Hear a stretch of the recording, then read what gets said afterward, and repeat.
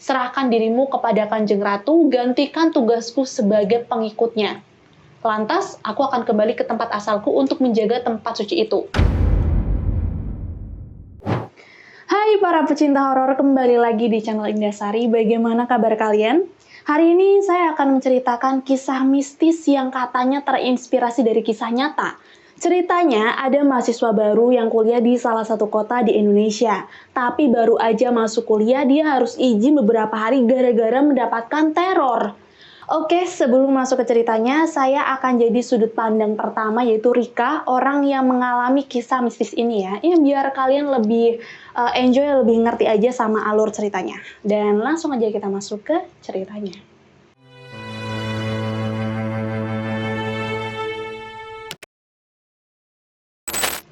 Semua berawal waktu aku kuliah di kota perantauan sekaligus kota kelahiran.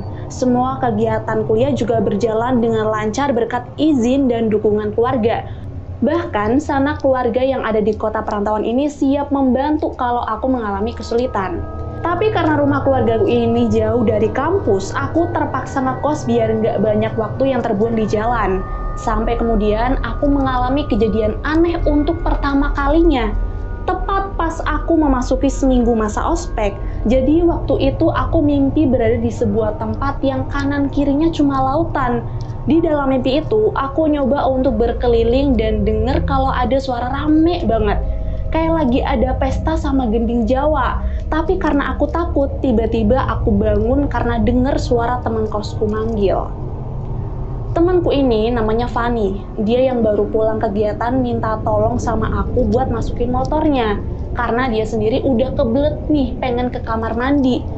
Alhasil aku bangunlah dan langsung keluar buat masukin motornya. Nah baru aja mau masukin motornya Fani, tiba-tiba Fani ini teriak manggil namaku. Aku yang panik langsung lari tuh ke kamar mandi buat mastiin keadaan Fani. Tapi anehnya pas nyampe sana Fani malah kebingungan. Kenapa sih, Rik? Di situ aku langsung nanya lagi dong, kamu yang kenapa? Kok teriak-teriak manggil nama aku sih? Kepleset atau gimana? Terus dia jawab, siapa yang teriak-teriak sih? Udah malam, Rik. Ngapain aku teriak-teriak? Bisa diomelin warga aku kalau teriak-teriak. Ini aneh banget. Di situ sumpah demi apapun aku emang denger teriakan Fani, tapi karena nggak mau buat heboh suasana, ya udah aku simpen sendiri aja. Singkat cerita, pas banget azan subuh aku dengar suara aneh. Ayo bangun nak. Suaranya tuh deket banget dan aku yang kaget langsung bangun. Sampai Fani yang saat itu juga baru bangun dan mau sholat subuh jadi bingung. Tapi lagi-lagi karena nggak mau bikin suasana heboh, aku simpen lagi tuh perasaan itu. Di minggu-minggu selanjutnya, semua kembali normal tuh. Tapi tepat waktu UTS dan aku sama 4 temen tongkronganku termasuk Fani mau liburan ke pantai, aku kembali merasakan hal aneh. Jadi, ceritanya aku mau liburan ke pantai yang jarak dari kampus itu membutuhkan waktu sekitar 4 jam perjalanan. Terus pas nyampe, aku kayak deja vu, kayak pernah datang ke pantai itu. Padahal aku baru pertama kali ke sana. Dan saat kami turun ke wilayah pantai yang lebih sepi dengan trek yang melewati karang tajam, aku tanpa sadar ngomong ke Andi. Andi ini adalah temanku. Jangan sampai berpikir atau nyebut tentang Nyai, Yandi. Andi yang denger itu langsung bingung dong. Kok kamu tahu isi pikiranku sih? Nah, keanehan ini membuat Fani langsung nepuk pundakku dan nanya, kamu itu kenapa, Rik? Dari awal diem tapi tiba-tiba ngomong aneh. Lah bukannya tadi Andi ngomong tentang pantai selatan ya? Aku denger kok, kamu kali yang gak denger, Van. Di sini Fani semakin bingung karena sebenarnya anak-anak yang lain tidak ada yang lagi ngomongin tentang pantai selatan. Mereka cuma teriak buat ngingetin hati-hati pas lewatin karang-karangnya. Kemudian setelah sampai aku cuma duduk di batu besar sementara teman-teman asik foto sama main air. Karena aku gak ngapa-ngapain, Andi nyamperin tuh dan nanya, kok aku diem aja? Di sini kita debat tentang perbincangan tadi. Kalau aku memang dengar Andi ngobrol tentang pantai selatan, tapi Andi membantah dan malah dibuat bahan bercandaan sampai Andi jatuh dan kakinya tertancap karang-karang tajam sampai berdarah. Melihat itu, aku sama teman-teman super panik. Tapi untungnya yang lain ada yang cekatan dengan memberi pertolongan pertama. Sambil kesakitan, Andi nanya ke aku, Rik, aku kualat ya, padahal kamu tadi udah berusaha ngingetin. Aku memang berpikir seperti itu, tapi karena nggak mau bikin suasana tambah heboh, aku coba menenangkan Andi dan memutuskan untuk pulang saja. 20 menit kemudian, temanku datang sama 3 bapak-bapak dan salah satunya pakai pakaian baju surjan khas Jawa lengkap sama belangkon. Mereka namanya Pak Mijan, Pak Juri, dan Mbah Rogo. Menggunakan motor, kami gotong royong membawa Andi ke puskesmas terdekat dan setelah Andi mendapatkan perawatan, aku sama Mbah Rogo nemenin Andi sedangkan yang lain mengurus administrasi dan nyari makanan. Nah, di sini nih, tiba-tiba Mbah Rogo ngelarang aku buat datang lagi ke pantai. Katanya bahaya, bau wangiku katanya mengundang. Pas aku tanya apa maksudnya, Mbah Rogo nggak jawab. Dia cuma mengingatkan aku untuk selalu menjaga sopan santun, perilaku, dan ucapan di berbagai tempat. Singkatnya, setelah Andi mendapatkan perawatan dan kami semua sudah makan, pukul 2 siang kami memutuskan untuk pulang. Dan sebelum pulang, tiba-tiba Mbah Rogo ini memberiku bungkusan isinya 3 buah bunga kantil, sambil bilang, dipegang ya, jangan sampai hilang. Aku emang nggak tahu kegunaan bunga itu untuk apa, tapi sepanjang perjalanan alhamdulillahnya semuanya aman. Tapi beberapa hari setelahnya mulai banyak gangguan lagi. Tepatnya di malam Rabu setelah pulang dari kampus. Aku belajar kan sampai jam 10 malam, terus pas mau tidur, aku matiin lampu kamar dan cuma nyalain lampu tidur kecil. Dan gak lama setelah itu, aku kebangun karena dengar suara dejitan kaca jendela yang belum kekunci.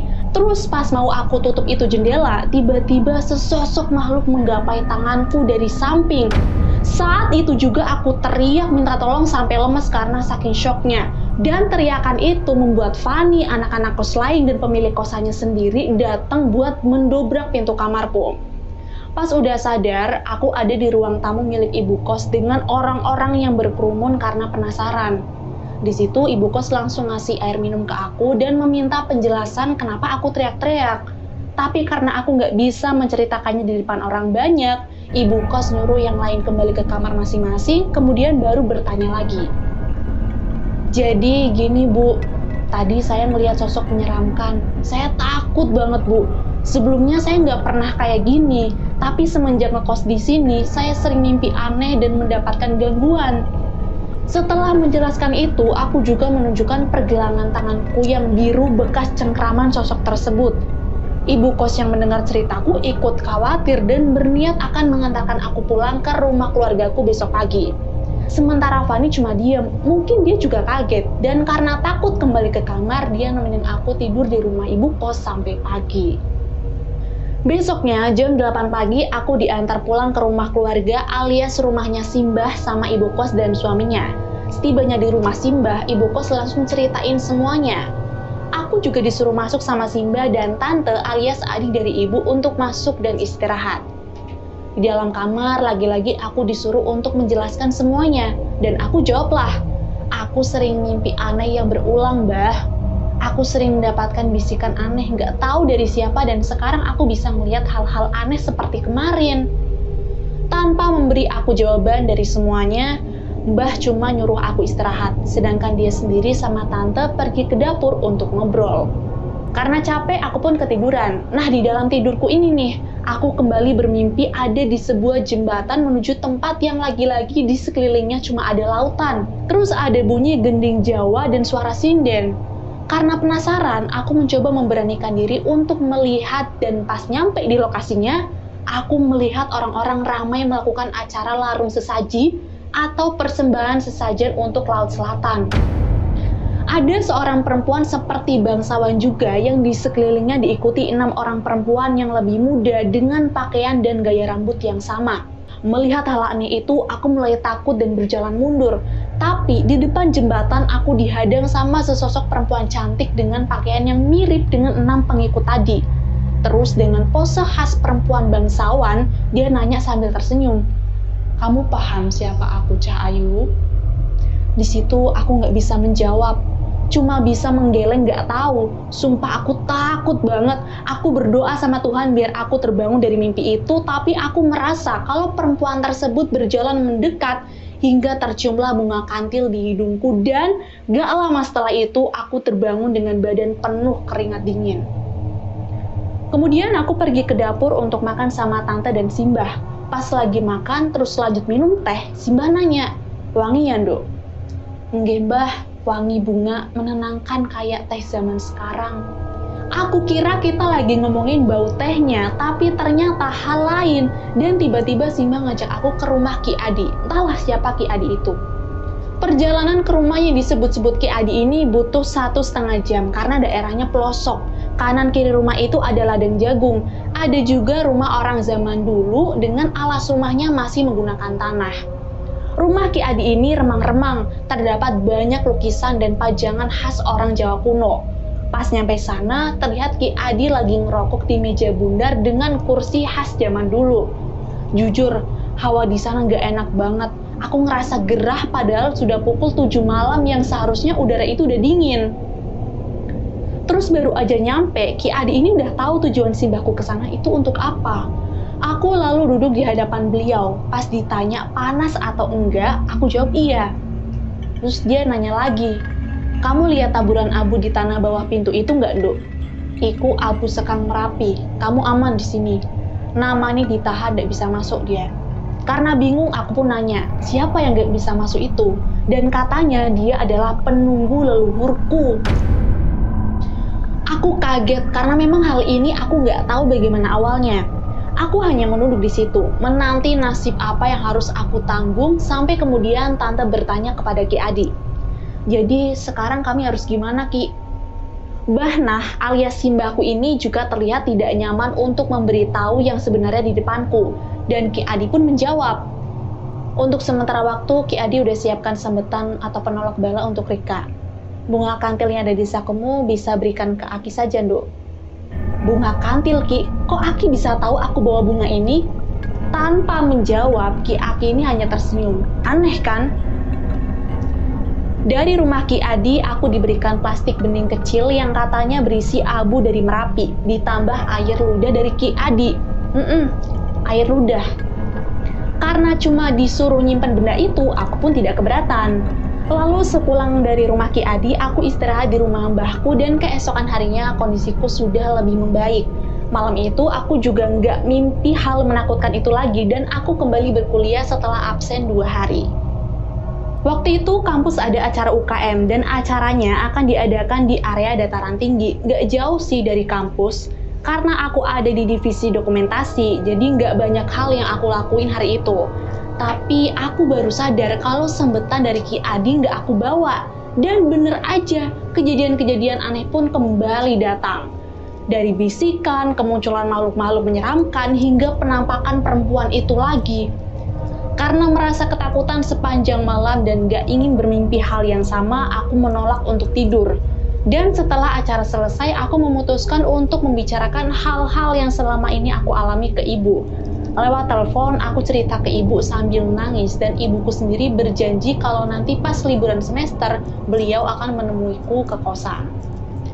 Kejadian demi kejadian aneh, mimpi, penampakan, wangi-wangian dari yang terbusuk hingga paling wangi menusuk hidung, aku hadapi. Aku menutup diri dari orang-orang dan tidak bertegur sapa sama sekali karena aku takut yang aku sapa itu bukanlah orang. Sampai pada suatu malam, Fani nawarin beli makanan di luar, tapi karena aku takut, aku nolak.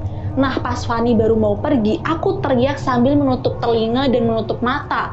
Di situ aku bener-bener takut, tapi aku nggak berani cerita ke Fani kalau sebenarnya aku melihat sosok yang bersandar di pintu lagi menjilati lehernya. Sosok itu badannya kecil dengan mata melotot lebih besar dari kepalanya sendiri. Keesokan harinya, aku langsung menuju rumah simbahku karena aku harus tahu yang sebenarnya ada apa dengan diriku ini. Pastinya ada sesuatu yang nggak aku ketahui dong. Sesampainya di rumah Simbah, aku langsung masuk ke kamarnya dan kutanyakan semua. Setelah itu, Simbah meminta maaf. "Maafin Mbak ya, Nduk. Mbak terlalu takut. Malah jadinya Mbak nggak memperdulikan kamu, Nduk. Mbah kira yang Ki Adi beri udah bisa menangkalnya. Ternyata nggak bisa pergi ya, Nduk." Ya udah, karena memang udah saatnya, Simbah bakal ceritain semuanya ya. Jadi semua berawal dari salah satu leluhur kami. Zaman dulu emang udah nggak asing lagi dan kerap lumrah apabila keluarga yang berketurunan asli Jawa, apalagi orang terpandang di suatu kota atau desa, memiliki kepercayaan untuk memelihara pegangan atau penjaga yang biasa disebut sebagai danyang.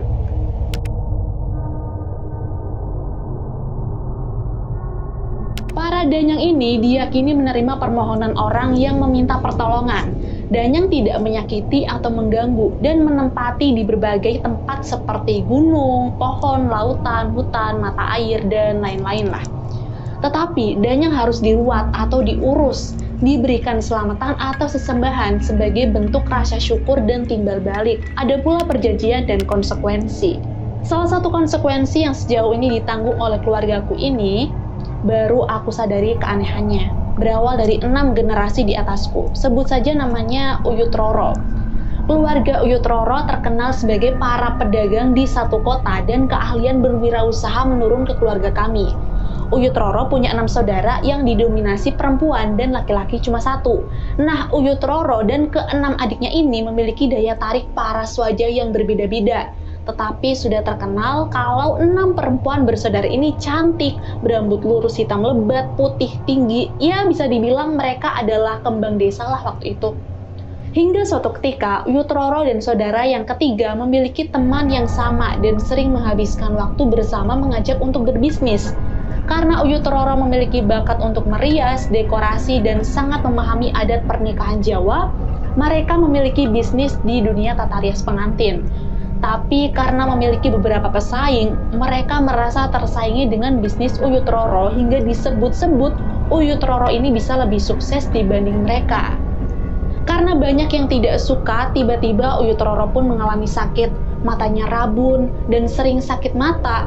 Hingga akhirnya sempat berhenti berbisnis sementara waktu karena sibuk pengobatan. Akhirnya Uyut Roro diajaklah ke rekan bisnisnya untuk meminta pertolongan. Iya, itu pertolongan ke danyang.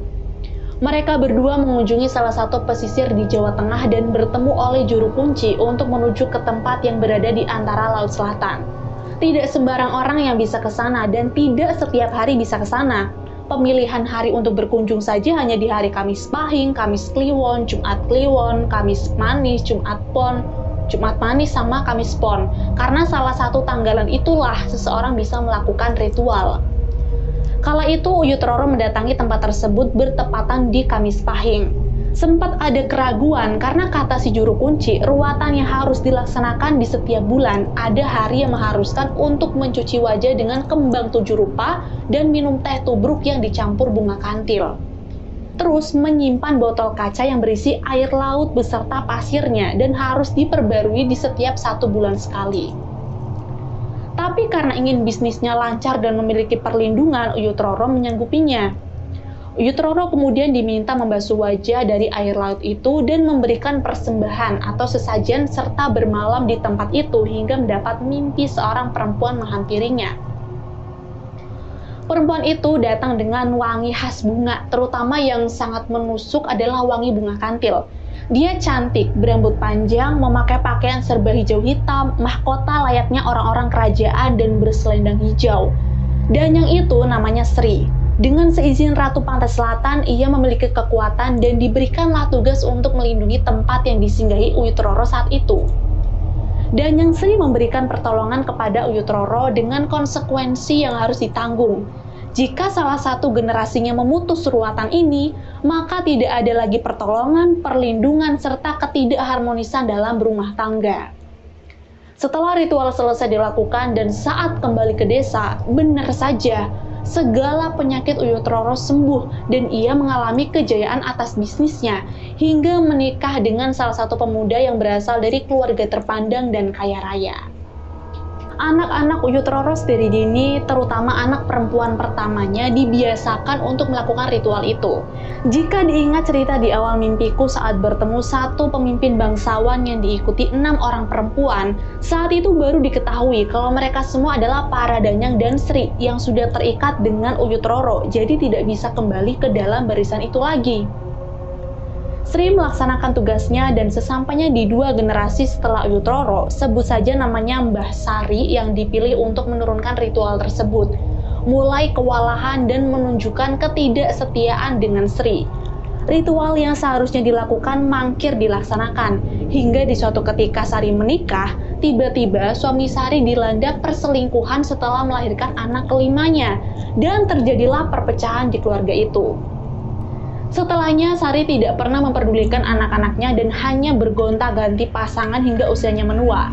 Konon, Sari yang merupakan kembang desa keturunan Uyut Roro memiliki banyak laki-laki yang selalu setia menunggu untuk dinikahi. Sampai saat ini, ada satu laki-laki yang masih setia kepada Sari. Ia tinggal dan mengurus kuburan Sari.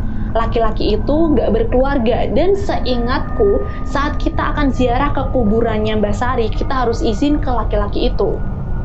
Anak-anak Sari terdiri dari 4 orang perempuan dan 1 laki-laki. Anak pertamanya adalah Mbah Nah, si mbahku ini yang sekarang. Sebelum Sari meninggal, Mbah Nah diajak kembali dan diamanati untuk melanjutkan ritual yang diturunkan dari Uyut Roro, hingga Mbah Nah sendiri sering berkomunikasi dengan Sri. Yang membuat Mbah Nah terlalu takut untuk melanjutkan ritual itu adalah ketika di suatu malam Mbah Nah ini dimimpikan oleh Sri yang berkata, "Jika kamu nggak melanjutkan ritual ini, keluargamu akan sejalan seperti si Sari."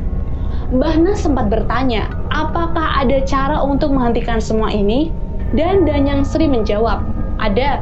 Serahkan dirimu kepada Kanjeng Ratu, gantikan tugasku sebagai pengikutnya. Lantas, aku akan kembali ke tempat asalku untuk menjaga tempat suci itu. Kemudian Mbah Nah dibantu oleh 4 orang saudaranya mencari seseorang yang punya ilmu tinggi untuk menangkal kedatangan Sri di keluarga kami dan mengembalikan dia ke tempatnya. Setelah pencarian beberapa orang pintar, gak ada yang sanggup menahan Sri dan mengembalikannya ke tempat asal itu. Sampai bertemulah Simbah dengan Ki Adi. Simbah menceritakan semuanya sampai Ki Adi memberikan bungkusan teh yang sudah disiapkan dan harus diminum saat hari Kamis Pahing di setiap bulannya. Jika wangi bunga, Sri ada di sekitar kita. Dan untuk menangkalnya, Ki Adi memberikan pulung atau barang spiritual yang harus disimpan. Meskipun Sri di sekitar kita, selama pulung itu tersimpan, dia nggak bisa mendekat apalagi menyentuh kita. Selama ada pulungan itu, Mbah Nah ataupun 4 saudaranya yang lain tidak ada yang melanjutkan lagi ritual turunan tersebut. Sampai ketika 5 bersaudara itu terpecah karena ada permasalahan keluarga dan masing-masing mengalami perceraian.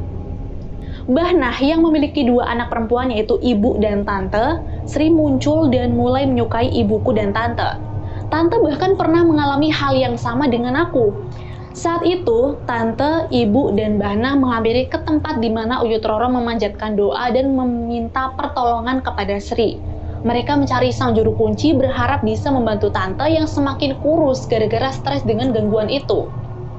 Sang juru kunci kemudian melakukan suatu komunikasi kepada sang Danyang berharap izin agar segala ritual disudahi. Tapi kata sang Danyang, "Saya akan berhenti di keturunan ke-7 kalian. Saya meminta agar dia melakukan persembahan di pantai kami. Jika kalian bisa membuat saya kembali ke barisan Danyang, aku akan pergi." Yap, keturunan ke-7 itu dari Uyut Roro adalah aku. Waktu itu tante dimandikan air pesisir pantai selatan yang sudah disediakan sang juru kunci sambil dibacakan mantra-mantra dari beliau, yang pada akhirnya tante sudah kembali ke sedia kala. Ada larangan bagiku untuk ke pantai sebelum masa ritual berakhirnya perjanjian antara Sri dan keluargaku, karena ditakutkan aku bakal jadi tumbal oleh Sri agar dia bisa kembali ke barisan Danyang. Orang tuaku lalu memutuskan untuk datang berkunjung hingga permasalahan ini selesai. Saat kami semua sudah ketemu, kami menemui sang juru kunci berniat menyudahi segala ikatan antara keluargaku dan Sri. Butuh waktu sekitar 6 jam ke arah timur Jawa menuju Tapak Tilas. Ternyata yang ada di mimpiku adalah tempat itu. Aku nggak pernah nyangka bahwa tempat itu benar-benar nyata. Jembatan hingga batu-batuan dan gapura yang terletak di ujung jembatan sama persis sama yang ada di mimpiku. Singkatnya, setelah bertemu dengan si juru kunci, kami semua pergi menuju puncak batuan karena memang si juru kunci itu sudah tahu tujuan kami datang. Kata si juru kunci, aku memiliki weton yang sama kayak si Sri, makanya dia agak takut kalau aku bakal diambil dan gak bakal balik lagi. Terus beliau nanya, Duk, sampeyan iku iso ndeleng lelembut iku karena energi Sri kebagi karo sampeyan, Duk. Yakin, Duk, kuat jalani ritual iki. Dan dengan yakinnya aku menjawab, saya ndak peduli mbah, lagi pula lebih banyak kerusakan daripada manfaat yang dia berikan ke keluarga saya. Lebih baik dicukupkan, supaya nggak ada lagi korban seperti ini di keluarga saya, mbah. Beliau kemudian duduk di atas batu dengan posisi bersila menghadap laut. Dia berkata kalau sehabis ini aku harus puasa muti selama 1 minggu. Terus jangan lupa ibadah juga. Lalu aku bisa datang lagi di malam Jumat depan untuk melakukan ritualnya. Setelah 1 minggu aku mengikuti syarat puasa mutih, kemudian di hari yang ditentukan kami semua kembali. Di sana Simba memasangkan jarit atau kain batik yang digunakan untuk mengalaskan jenazah Uyut Roro ke pundakku, sambil membawa tampah yang isinya bunga 7 rupa, 3 macam minuman seperti kopi, teh tubruk, air putih, terus ada dupa 3 buah, dan aku berjalan mengikuti sang juru kunci. Malam itu aku akan berendam di air laut pantai selatan untuk memohon ampun dan meminta pertolongan atas nama Sri. Jangan ditanya sedingin apa, rasanya udah nggak kuat, tapi harus tetap kuat hingga jam yang ditentukan.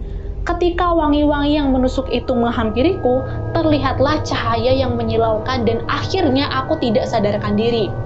Saat itu aku merasa berada di atas karang dan saat aku mendongak ke arah ujung lautan, seorang perempuan cantik mendekatiku sambil membawa air dengan daun sirih sebagai wadahnya.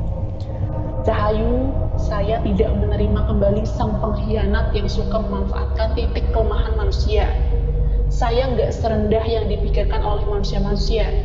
Biarkan saya bebaskan segala ikatanmu dengan danyangku ya. Minumlah air ini, Cahayu. Aku sempat ragu, tapi karena perempuan itu bilang semuanya akan baik-baik saja, aku pun langsung meminumnya. Setelah aku minum habis air yang rasanya segar itu, aku mengucapkan terima kasih dan beliau pergi ke arah laut hingga cahaya menyilaukan membuat aku menutup mata.